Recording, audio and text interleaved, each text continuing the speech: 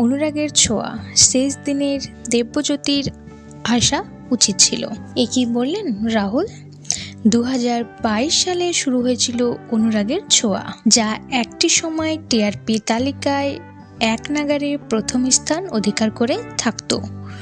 স্বস্তিকা ঘোষ ও দেবজ্যোতির অভিনীত এই ধারাবাহিকটি বিশেষ পছন্দ ছিল দর্শকের।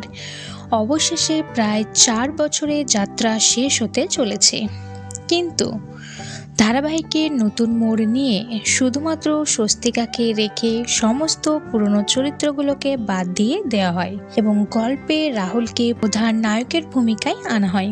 তবে কিছুদিন না যেতেই বন্ধ হয়ে যায় অনুরাগের ছোঁয়া সিজন 2। এতে ভীষণই রেগে গিয়েছিলেন রাহুল। অনুরাগের ছোঁয়া ধারাবাহিক একেবারে শেষ দিনে মেজাজে দেখতে পাওয়া যায় রাহুল মজুমদারকে।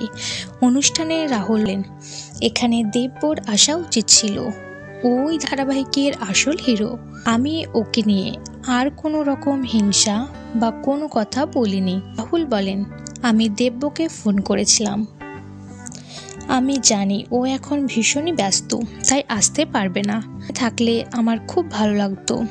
এই প্রজেক্টে 90% কাজ করেছে, তাই আমার উচিত হয়নি ওর জায়গায় থাকা।